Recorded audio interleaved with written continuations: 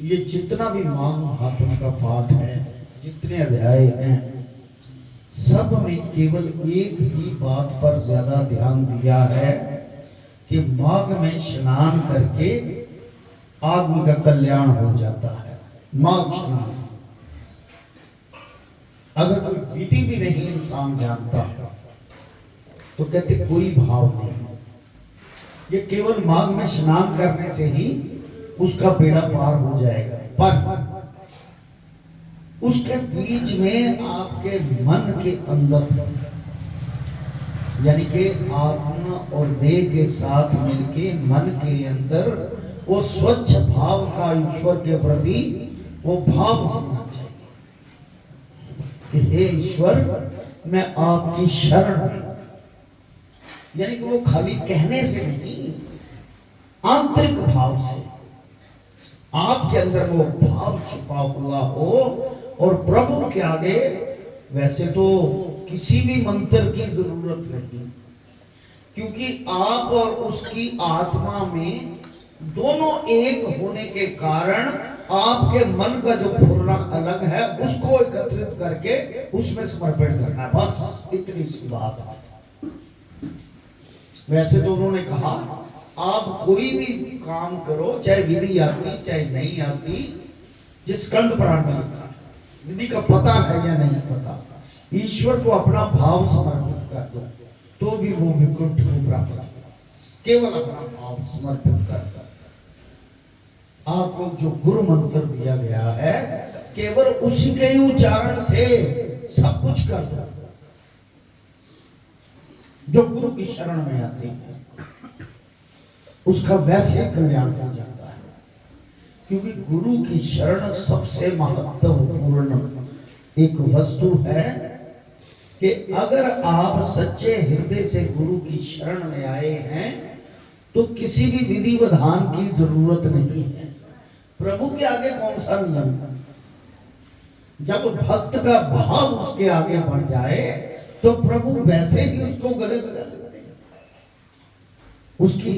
उसकी शरण में आना बहुत जरूरी है। यही दिल से अपने आप को, अपने भाव को लेकर उस ईश्वर के प्रति समर्पण। बोल शंकर भगवान की।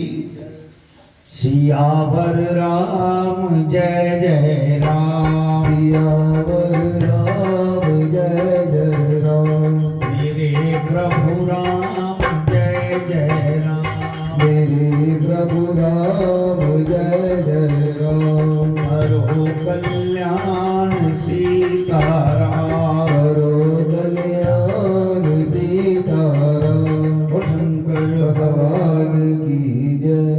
यमदूत कहने लगा कि हे वैश्य, मनुष्य को सदैव शालिग्राम की शिला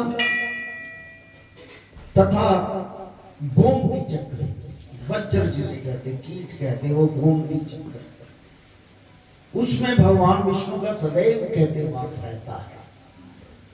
शालिग्राम की शिला और गोमती चक्र, भगवान वासुदेव का उसमें पूजन करना चाहिए, क्योंकि सब पापों का नाश करने वाले, सब पुण्यों को देने वाले तथा मुक्ति प्रदान करने वाला भगवान विष्णु का इसमें निवास होता है। गोमती चक्र में और शालिग्राम की शिला भगवान विष्णु का साक्षात वास होता है। जो मनुष्य शालिग्राम की शिला या गोमती चक्र, हरि चक्र जिसे कहते हैं, उसमें पूजन करता है, वह अनेक मंत्रों का फल पाता है। वो शंकर भगवान की। जो फल देवताओं को निर्गुण ब्रह्म की उपासना में मिलता है, वही फल मनुष्य को भगवान शालिग्राम के पूजन से मिलता है। यानी शालिग्राम की पूजा जो है या गोमती चक्र की जो पूजा है, उसमें भगवान का वास होने से, उनका पूजन करने से जो देवी देवताओं को फल प्राप्त होता है, वही एक मानव को फल प्राप्त होता है। यानी कि कोई द्वेष नहीं, कोई भाव नहीं। इसमें सबसे जरूरी एक ही बात है कि अपने आप को हृदय से उसको समर्पित करो। बस इसमें यही भावना लगनी, मजबूरी में कुछ नहीं करना, हृदय से उसमें अपने आप को समर्पित कर। हे वैश्य, अत्यंत पापी, दुराचारी, अनधिकारी भी शालिग्राम का पूजन करने से यमलोक नहीं। जिसे अधिकारी नहीं है, पापी है, हत्यारा है, ऐसा बोला है कि वो भी अगर पूजन करता है शालिग्राम का तो उसे भी यमलोक नहीं देखना पड़ता, वो भी भगवान विष्णु के चरण में जाता है। बस इसमें एक ही बात है जो बार बार रिपीट होती है कि अपना मानसिक धर्म से, मानसिकता से ईश्वर के प्रति समर्पित हो जाओ। किसी भी मंत्रों की जरूरत नहीं, जो गुरु का मंत्र मिल गया उसी से ही बोलो और उनका पूजन करो उसी मंत्र से। सब संसार उसी मंत्र में समाया हुआ है। कहते शालिग्राम का पूजन करने से यमलोक नहीं दिखता। भगवान को लक्ष्मी जी के पास अथवा वैकुंठ में इतना आनंद नहीं आता जितना शालिग्राम की शिला या गोमती चक्र के निवास में आता। गोमती चक्र देखिए है ना, छोटे छोटे चक्र, बिल्कुल बिल्कुल। और शालिग्राम की शिला भी है, वो शंकर भगवान की। जितना शालिग्राम की शिला या चक्र में निवास करने में आता है, स्वर्ण कमल युक्त करोड़ों शिवलिंग की पूजन से इतना फल नहीं मिलता। भक्ति पूर्वक शालिग्राम का पूजन करने से विष्णु लोक में वास करके मनुष्य चक्रवर्ती होता है। काम क्रोध लोभ मोह अहंकार से युक्त होकर कहता है चलो मान लीजिए इच्छाएं हैं, काम क्रोध गुस्सा भी आता है, वो भी है, यानी कि माया में भी लिप्त है हम सभी, ये 5 चीजें जो हैं। कहता वो मनुष्य भी शालिग्राम की पूजा करे हृदय से, वैकुंठ में प्रवेश करता है। देखिए कितना कुछ आसान बताया है। आप लोग जो गुरु की शरण में आए हो तो आप पीछे कैसे रह जाओगे? शास्त्र का विधान है और शास्त्र कभी गलत नहीं होता। शास्त्र में कहीं भी गलत नहीं होता। जो लिखा हुआ है अगर उस पर हृदय से चले तो उसका भी वैकुंठ में वास होता, दिल से बच जाए। यानी कि फॉर्मेलिटी ना शो करे, ये गया चलो आज मैं भी मंदिर चले जाता हूँ, ये नहीं गया छोड़ो यार वो भी नहीं गया मैं, फिर भगवान कहाँ रह गया? भगवान वहां है जहां आप हृदय, वो केवल आपका है। यानी कि जो समझते हैं कि भगवान केवल मेरा है और मुझे वहां जाना चाहिए, उसका पूजन करना चाहिए। वैसे तो विधान है कि सूरज उदय से पहले और शाम को जब संध्या होती है, ये 2 पीरियड जो होते हैं, इन पीरियडों में क्योंकि जब तक का विधान इसीलिए रखा है, ये पीरियड बड़े खतरनाक है। जब रात खत्म होने को आती है और सूरज उदय होने को आता है, ये पीरियड बड़ा उसके बीच वाला पीरियड है, ईश्वर को मानने वाला। ऐसे संध्या का पीरियड है, प्रभात और संध्या का। इसमें जरूर पाठ जप तप दान करना चाहिए, स्नान इत्यादि करते रहना चाहिए। इतना तो कर ही सकते हैं ना, जो मंत्र नहीं पढ़ सकते, इतना तो करो। काम क्रोध मोह लोभ अहंकार से युक्त होकर भी मनुष्य शालिग्राम का पूजन करने से वैकुंठ में प्रवेश करता है। जो सदैव शालिग्राम का पूजन करते हैं प्रलय काल तक स्वर्ग में वास करते हैं। यही भगवान ने छूट दे रखी। तो जो भी आपके मन में चाहे स्वार्थ है चाहे कुछ है, अगर हृदय से मेरे पास आ गए तो तुम भी वैकुंठ हो जाओगे। तो राजा जनक ने ऐसे नहीं सारे नरक खाली किए, अपने छप तप से हृदय से प्रार्थना की ईश्वर से कि ये सारे नरक खाली होनी चाहिए। अपना तप देखिए, उन्होंने कौन से नरकों में अच्छे कर्म किए जिनको तारा। कहने का भाव आप सच्चे हृदय से, आप चाहे माया से ही लिप्त क्यों नहीं, गृहस्थी हैं, आपको कुछ ना कुछ तो अवगुण आप में होगा, तभी मनुष्य दुनिया में आए। तो आप उसको इग्नोर करते हुए आप ईश्वर के चरणों में हृदय से आके दिल से प्रार्थना करें, हे प्रभु, हे सद्गुरु, हे ईश्वर, मैं आपकी शरण में हूं, मेरा कल्याण करो। तो जो ईश्वर की शरण आता है, ये ईश्वर का भी नियम है। ईश्वर सद्गुरु ऋषि मुनि ब्राह्मणों का नियम है, जो उनकी शरण में आए चाहे स्वार्थ के कारण आए, उनको उनका वो पूरा करना पड़ता है, उनकी ड्यूटी है। ईश्वर की भी ड्यूटी लगी हुई है, जो आपकी शरण में आया है उसका कल्याण करना। ऐसे नहीं कि ईश्वर मुंह फेर लेगा, पर दिल से शरण में तो आओ, हृदय से शरण में आओ। बोल शंकर भगवान की जय, सियावर राम जय जय राम, सियावर राम जय जय राम, मेरे प्रभु राम जय जय राम, मेरे प्रभु राम जय जय राम, मेरे श्री राम जय जय राम, मेरे श्री राम जय जय राम। बोल शंकर भगवान की जय। जो दिशा नियम और मंत्रों से, यानी कि विधिवत का जो जानता है, जो वो चक्कर में बलि देता है, वह निश्चय विष्णु लोक को प्राप्त होता है। जो शालिग्राम के जल से अपने शरीर को अभिषेक करता है, वह मानो संपूर्ण तीर्थों में स्नान करता है। गंगा, रेवा, गोदावरी सबका जल शालिग्राम की शिला के सम्मुख अपने पितरों का श्राद्ध करता है। उसके पितर कई कल्प तक स्वर्ग में वास करते हैं। जो लोग नित्य शालिग्राम की शिला का जल पीते हैं उनको हजारों हजारों बार पंचगव्य पीने से क्या लाभ? जहां पर शालिग्राम है वह स्थान तीर्थ के समान, यानी कि शालिग्राम की हर मंदिर में मूर्ति की स्थापना होनी चाहिए, उसकी पूजन करनी चाहिए, वो तीर्थ बन जाता है। वहां पर किए गए संपूर्ण दान होम करोड़ों गुना फल को प्राप्त होते, तभी तो लोग मंदिरों में दान करते हैं। करोड़ों गुना जो ऐसे तीर्थ स्थानों में जहां पर भगवान के नाम की चर्चा होती है उनको करोड़ों गुना का फल मिलता है। जो वहां पर दान पुण्य जैसे आप लोग कर रहे हो, हर महीने में करते हो, जो एक बूंद भी शालिग्राम का जल पीता है वह माता के स्तनों का दुग्ध पान नहीं करता, मां का दूध नहीं पीता था, मां की गर्भ नहीं। उसका मतलब यही है।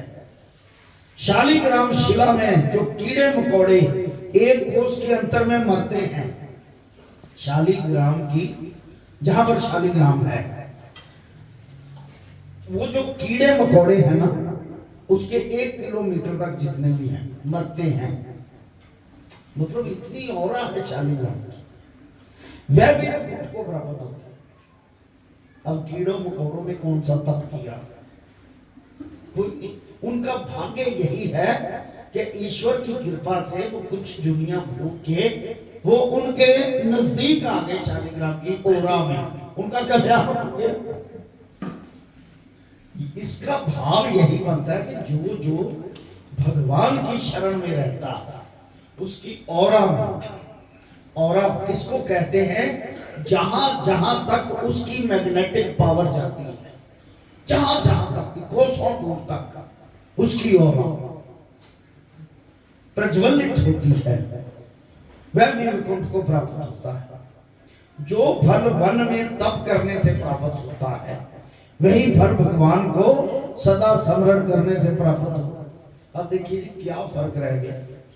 एक तो जंगलों में जाके तप ऐसे करते हैं कि मुझे वैकुंठ मिले, मैं ऐसा करूं। एक केवल ईश्वर के चरणों में आके अपना भाव रख के कहते कि हे ईश्वर मैं तेरी शरण में हूं, मैं कुछ भी नहीं जानता, और उल्टा सीधा ही भगवान का नाम, कोई भी शब्द गलत आगे पीछे पढ़ा जाए लेकिन उसकी वो हृदय से आत्मा से उसके साथ जो वो जंगलों में भी तो आत्मा को ही जोड़ने गया है उनके साथ।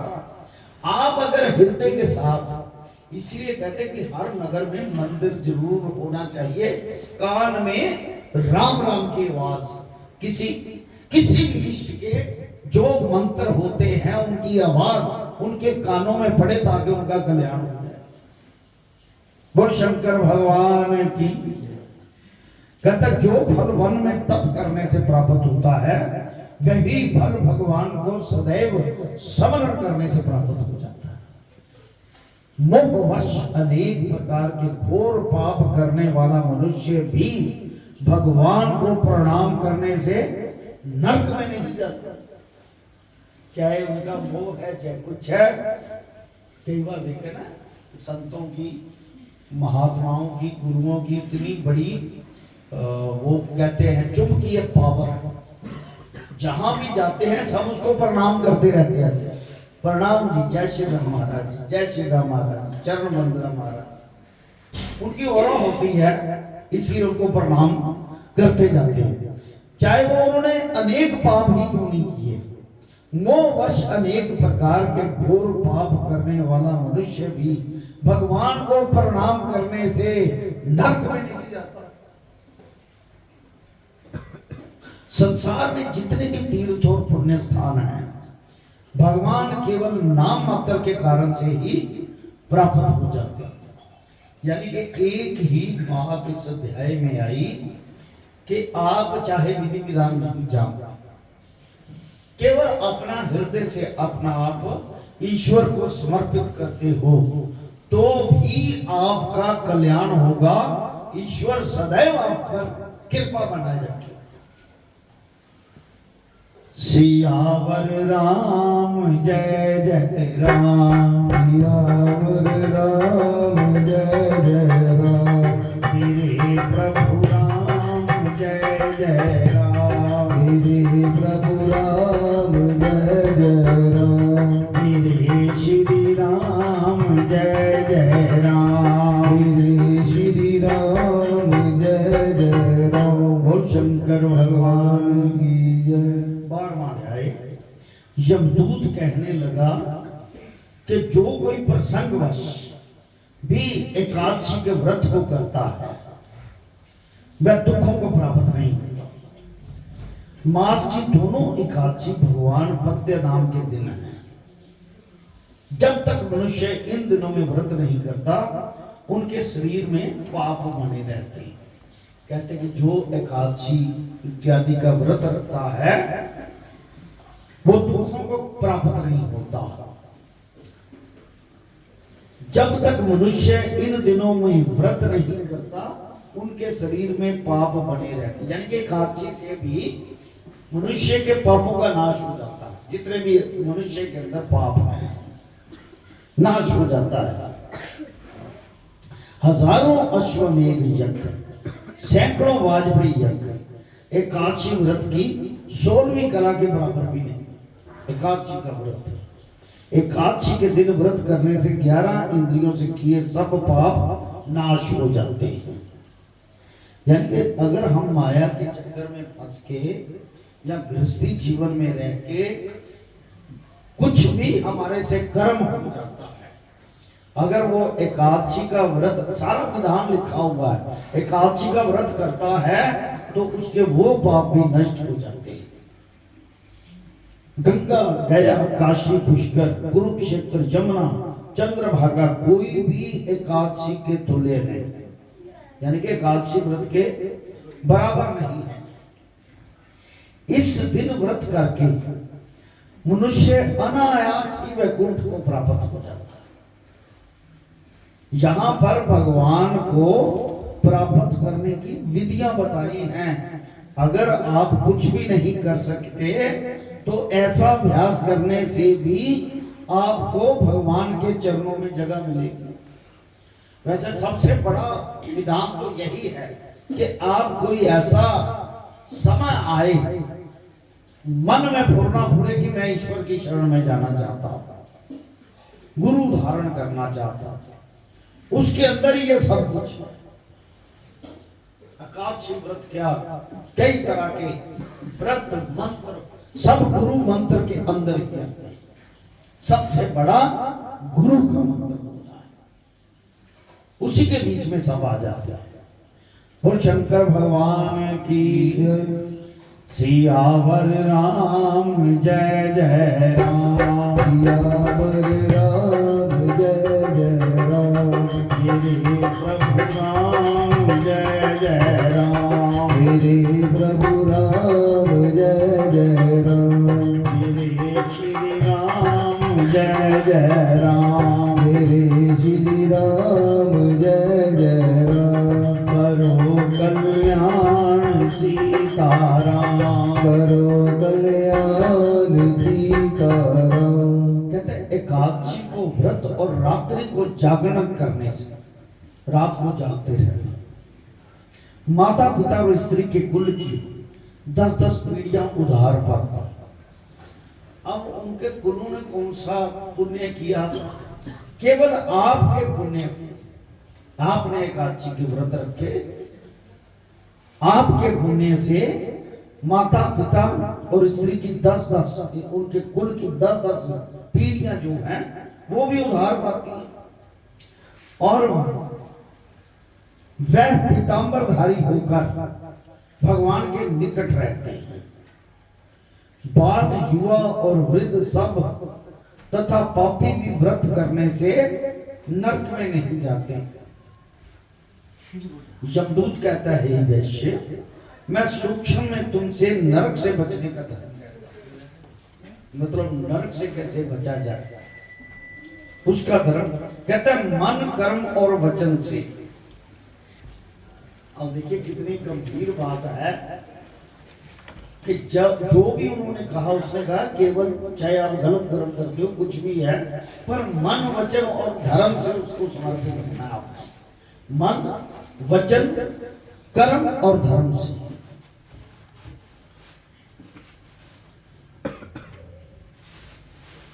प्राणी मंत्र का द्रोह ना करना, किसी से द्रोह ना करना, विरोध ना करना, किसी से नफरत ना करना, इंद्रियों को वश में रखना, दान देना भगवान की सेवा, ये गुण कम से कम आपके अंदर होने चाहिए। नियम पूर्वक वर्ण आश्रम धर्म का पालन करना, जो आपका धर्म है वर्ण आश्रम, आपको अपने ही धर्म में कल्याण है। अगर किसी और धर्म में, जैसे हमारे ना कई लोग किसी और धर्म में परिवर्तित हो गए, कोई क्रिश्चियन बन गया, कोई मुसलमान बन के मजार अपने घर में रखी हुई है, बोल शंकर भगवान की जय, मजार अपने घर में रखी हुई है, उस पर वो पीरों की बोली बोलने लग जाते हैं। लेकिन जो उसका ओरिजिनल धर्म है, जो उसका अपना धर्म, अगर वो छोड़ के उसे अपनाता है तो उसका कल्याण नहीं है। यानी कि किसी के धर्म में आपको कल्याण आपका नहीं होगा, किसी के धर्म में। अपना धर्म आपका जो है उसमें ही आपका कल्याण है। इन कर्मों के करने से मनुष्य नरक से बचा रहता है। स्वर्ग प्राप्त करने की इच्छा से मनुष्य गरीब भी तो भी जूता छतरी अन्न धन जल कुछ ना कुछ दान देता है। कम से कम जल की बाल्टी ही भर के धर्म स्थान में रख दे, कुछ ना कुछ दान देता है। अगर कुछ भी नहीं तो खाली एक फूल लेकर उसको माथा बात तो हृदय की है कि हृदय से आप ईश्वर की शरण में आए हो कि नहीं। सारे विधान उसने कहे हैं कि ऐसे कल्याण हो जाएगा, चाहे पापी है कुछ भी है, लेकिन उसकी शरण में हृदय से आना, दिल से, किसी मजबूरी से नहीं कि मेरा ये काम फंस गया है, मैं इसलिए आपकी शरण में आया। तो काम तो आपका हो जाएगा, पर उसके बाद अपना हृदय तो परिवर्तित कर। काम के बाद ऐसे ही चला जाए। हमारा भाई अशोक कुमार गुरु महाराज जी के पास आया, कहता मुझे ये काम करना है, कोई काम था। कहते तुमने 43 दिन मेरे पास आना, कहता करना क्या है? कहता कुछ नहीं, होके चले जाना बस, हाजिरी देना 43 दिन। 43 दिन उसने हाजिरी दी और 44वें दिन अपने आप चला गया। 5-10 दिन बाद फिर आए, कहते जी मेरा वो आप कर दीजिए काम। कहता देखो मैंने कहा था, कहता 43 दिन तो पूरे हो, कहता मुझे बता के गए हो, 43 दिन पूरे हो गए। कोई बेटी किसी के घर में आती है अपने मायके में तो बिना पूछे भाग जाती है, तो मैं उसको क्या वस्त्र आदि दान करूं, क्या दूं?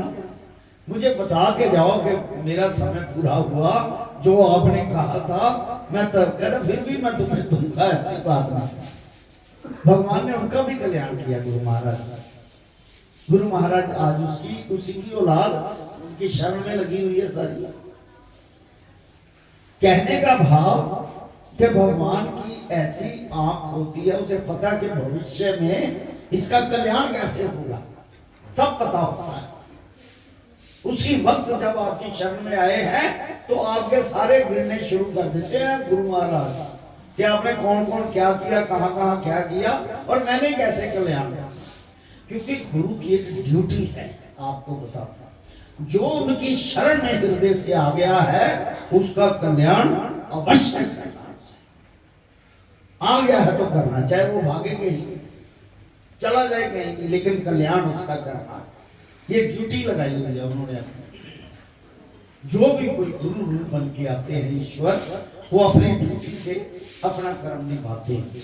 अगर वो अपना भगवान अपना कर्म निभा रहा है, अगर हम उससे बेमुख हैं जरा से तो तब तक हम उससे जुदा हैं। अगर उनके सम्मुख आके उनकी शरण में आके बैठ के कि मेरे पापों का नाश करके मुझे अपनी शरण में, तब उसका हृदय खुश होगा कि मैं ड्यूटी दे रहा था, अब ये भी ड्यूटी देने आ गया। और शंकर भगवान की मनुष्य कुछ ना कुछ जब दान देता रहे तो दान देने वाला मनुष्य कभी यम की यात्रा को नहीं देखता तथा दीर्घायु और धनी होता है। बहुत कहने से ही क्या, अधर्म से ही मनुष्य बुरी गति को प्राप्त नहीं होता, अधर्म से ही मनुष्य बुरी गति को प्राप्त होता है। अगर बुरा कर्म करता है, ईश्वर को नहीं मानता है, तो वो बुरी गति को तब प्राप्त होगा। मनुष्य सदैव धर्म के कार्यों से ही स्वर्ग प्राप्त कर सकता है। देखिए सतगुरु महाराज जी ने ऐसे लगा रखे थे प्रयोजन कि हर संक्रांति यानी कि महीने में एक बार, ठीक है, उसके बाद हर त्योहार में, फिर गुरु पूजा में, ऐसे पूजाओं के विधान के शिवरात्रि यानी कि पूरे साल में आपका मंदिर में आना जाना बना रहता। एक त्योहार खत्म होता था, दूसरा 2-4 दिन बाद फिर आ जाता था। ऐसे ही उन्होंने छोटे छोटे सभी विधान बनाए हुए थे कि किसी तरीके से आपका जब हृदय से कहोगे कि मैं आपके समर्पित हूं तो आपका कल्याण, बात तो हृदय को उसके साथ जोड़ने की है बस। और कोई जितनी भी कथाएं, जितने भी शास्त्र, जितने भी मंत्र, ये सभी एक जगह पे रख दो और एक केवल अपना हृदय लेकर आपकी आंखों में वो आंसू निकल आए कि हे ईश्वर मुझे अपने चरण में रख, तो उसके बराबर तोल वो आपका वो आंसू कि आप हृदय से ईश्वर की शरण में आए। बोल शंकर भगवान की। सियावर राम जय जय राम, सियावर राम जय जय राम, मेरे प्रभु राम जय जय राम, मेरे प्रभु राम जय जय राम, मेरे श्री राम जय जय राम, मेरे श्री राम जय जय राम, करो कल्याण सीताराम, करो कल्याण सीताराम। कहते भगवान मनुष्य सदैव धर्म के कार्यों से ही स्वर्ग प्राप्त कर सकता है। सदा धर्म के काम करते रहना। अब धर्म के कौन कौन से काम हैं? परोपकार भी धर्म का काम। अगर मंदिर के अलग भी बात करें, हृदय से स्वच्छ होके किसी रोगी का हाल पूछ लेना धर्म का काम, किसी की हेल्प कर देना धर्म का काम, ये परोपकार है। सोशल लाइफ होनी चाहिए। अगर कोई सेहत किसी की ठीक नहीं तो सबसे पहले उसका पता लो जाकर, ये जरूर होना चाहिए। उसके बाद ईश्वर के कामों में सदैव लगे रहना चाहिए, ये धर्म के काम हैं। कहते मनुष्य सदैव धर्म के काम करने से ही स्वर्ग प्राप्त कर सकता है। इसलिए बाल्यावस्था से ही धर्म के कार्यों का अभ्यास करना चाहिए। जैसे हमारे जितने भी भाई हैं, कंट्रोलर हैं या कमेटी के सदस्य हैं, छोटे छोटे बच्चों को शुरू से ही अभ्यास करवाना शुरू करते। कहते बाल्यकाल अवस्था से ही धर्म के काम का अभ्यास होना चाहिए ताकि आपका दृढ़ निश्चय बन सके। ऐसे ही ईश्वर के चरणों में आने के लिए अपने हृदय, बच्चे के हृदय तो अभी स्पष्ट नहीं होते ना, वो बच्चे ही हैं। जिस संगत में जाएंगे उसी संगत में उनको लग जाएगा, उसी का प्रभाव उस पर आ जाएगा। अगर बाल्यकाल में यानी कि बचपन से छोटी छोटी अवस्था से अगर ईश्वर के चरणों में लगाने का नियम बन जाए तो कहता है अभ्यास इसका करते रहो ताकि जब आपकी अवस्था हो, आप समझने की बात समझ सको, तब आपको ईश्वर की प्राप्ति। यानी कि अभ्यास केवल ईश्वर की प्राप्ति करने के लिए अभ्यास करना जरूरी है, ताकि अपना आप मान लीजिए आपको समय नहीं मंदिर में मिला, लेकिन ईश्वर का अभ्यास है आपको, तो आप कहीं ना कहीं नजदीक कोई ना कोई ऐसी व्यवस्था करेंगे। आप दूर मान लीजिए चले गए, तो आप व्यवस्था करेंगे कि मैं कम से कम ईश्वर ना भूल सकूं। मैं जब ट्रेन में जाता था ना कलकत्ता या पूना या जम्मू, तो जब विधि का विधान जो हमने सुबह शाम मंत्र जपने का, कई बार रात पड़ जाती थी, सुबह उठ के चूरी वगैरह करना, जहाँ जो व्यवस्था है पानी का छक्का देना, तो वहां बैठकर ईश्वर की ट्रेन में ही बैठ के स्तुति करना, क्योंकि वो टाइम जो सुबह का है वो वेस्ट ना हो जाए। शाम को अगर रास्ते में है तो वहां बैठ के कर लेना। यानी कि जो आपने नियम बनाया, कहीं भी हो आप वहां पर अपने नियम का पालन करना, इसका मतलब आप भगवान के साथ हैं। भगवान उसके लिए इंडिकेशन देता है। मैंने नए जूते लाए थे, जम्मू जा रहा था, एप्लीकेशन दी हुई थी ट्रांसफर की, तो मेरे ना जूते उतार के मैं लेटा हुआ था रात को ट्रेन में, तो एक जूता मेरा किसी ने, रात को आते हैं चोर वगैरह, नया जूता देख के, मेरे 2 जूते थे, एक जूता उठा के पता नहीं कहाँ ले गए, दूसरा उन्हें मिला नहीं, या मेरे से ही एक गुम हो गया ट्रेन में। मैंने कहा अच्छा ये इंडिकेशन है कि अब तुम्हारी पाँव में जो चक्कर है वो खत्म हो गया, तुम वापस आ जाओ। उसके बाद मैं जब भी आया ट्रांसफर होके वापस आया। भगवान फिर छोटे छोटे इंडिकेशन देता है।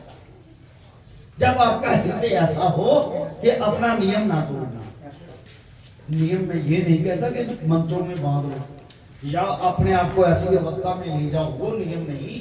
अपने हृदय को उसके साथ जोड़ना केवल वही नियम है, इसके अलावा कोई नियम नहीं। और शंकर भगवान की सियावर राम जय जय राम, सियावर राम जय जय राम, मेरे प्रभु राम जय जय राम, मेरे प्रभु राम जय जय राम, मेरे श्री राम जय जय राम, मेरे श्री राम जय जय राम। शंकर भगवान की जय। ओम नमो शिवाय, हरि ओम नमो शिवाय, ओम नमो शिवाय, हरि ओम नमो शिवाय, ओम नमो शिवाय, हरि ओम नमो शिवाय।